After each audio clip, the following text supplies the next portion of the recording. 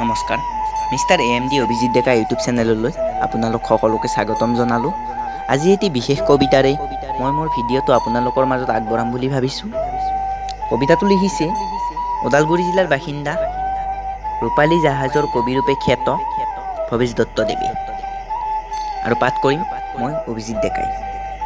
বলক আমি আমাৰ কবিতাটো আৰম্ভ কৰোঁ। কবিতাৰ শিৰোনাম ভগ্নাংশ। নিজস্ব বুলিবলৈ মোৰ আজি একোৱেই নাই, সুহৃদৰ দহু আঙুলিৰে বৈ অহা অমৃতৰে উজ্জীৱিত হৈ আছে মৃতপাই জীৱন। জানে এসময়ত ভঁৰাল চহকী আছিল আমাৰ ঘৰখন, সঁচা মিছাৰ বুজ নোলোৱাকৈয়ে পৰচনাত পৰি উল্কা সহাদি হৈছিল ঘৰৰ ভেটি। মায়াই সাবটিছিল বাবে সময় শ্ৰমজীৱী তগিদাত ভিঠা চনহুৱা ঘৰখন পুনৰ ঠন ধৰি উঠিছিল হে মাথোন।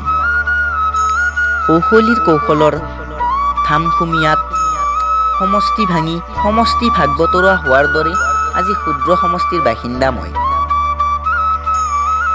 পুৰাৰ পৰা বিঘা, বিঘাৰ পৰা লোচালৈ ভগ্নাংশৰে কংকাল কায়ালৈ ৰূপান্তৰিত জীৱন। নিজস্ব বুলিবলৈ আজি একোৱেই নথকাত সুহৃদৰ দহু আঙুলিৰে বৈ অহা অমৃতৰে উজ্জীৱিত হৈ আছে জীৱন। সমাপ্ত। কবিতাটো কেনে লাগিল? যদিহে ভাল লাগিছে লাইক, কমেণ্ট, শ্বেয়াৰ আৰু ইউটিউবত যদি চাই আছে মোৰ চেনেলটো ছাবস্ক্ৰাইব কৰিব আৰু যদিহে ফেচবুকত চাই আছে এই পেজটি ফ'ল' কৰিব। ধন্যবাদ। জয় আই অসম।